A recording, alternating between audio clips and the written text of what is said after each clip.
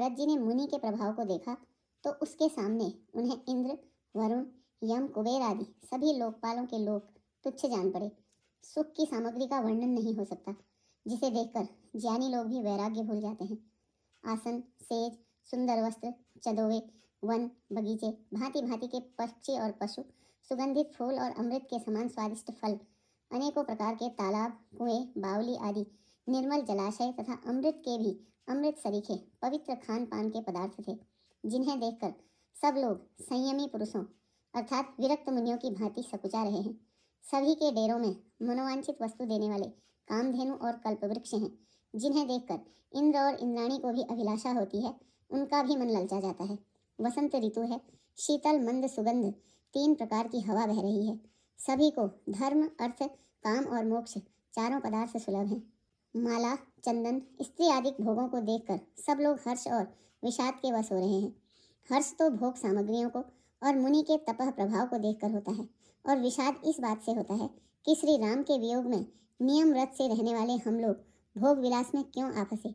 कहीं इनमें आसक्त होकर हमारा मन नियम व्रतों को न त्याग दे। भोग विलास की सामग्री चकवी है और भरत जी चकवा है, और मुनि की आज्ञा खेल है, जिसने उस रात को आश्रम रूपी पिंजरे में दोनों को बंद कर रखा और ऐसे ही सवेरा हो गया। जैसे किसी बहेलिए के द्वारा एक पिंजरे में रखे जाने पर भी चकवी चकवे का रात को संयोग नहीं होता, वैसे ही भरद्वाज की आज्ञा से रात भर भोग सामग्रियों के साथ रहने पर भी भरत जी ने मन से भी उसका स्पर्श तक नहीं किया। प्रातःकाल भरत जी ने तीर्थराज में स्नान किया और समाज सहित मुनि को सिर नवाकर और ऋषि की आज्ञा तथा आशीर्वाद को सिर चढ़ाकर दंडवत करके बहुत विनती की। तदंतर रास्ते की पहचान रखने वाले लोगों के साथ सब लोगों को लिए हुए भरत जी चित्रकूट में चित्त लगाए चले। भरत जी राम सखा गुह के हाथ में हाथ दिए हुए ऐसे जा रहे हैं मानो साक्षात प्रेम ही शरीर धारण किए हुए हो। न तो उनके पैरों में जूते हैं और न सिर पर छाया है। उनका प्रेम, नियम, व्रत और धर्म निष्कपट और सच्चा है। वे सखा निषादराज से लक्ष्मण जी, श्री रामचंद्र जी और सीता जी के रास्ते की बातें पूछते हैं, और वह कोमल वाणी से कहता है। श्री रामचंद्र जी के ठहरने की जगहों और वृक्षों को देखकर उनके हृदय में प्रेम रोके नहीं रुकता। भरत जी की यह दशा देखकर देवता फूल बरसाने लगे।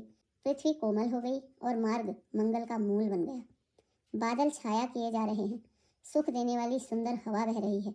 भरत जी के जाते समय मार्ग जैसा सुखदायक हुआ, वैसा श्री रामचंद्र जी को भी नहीं हुआ था।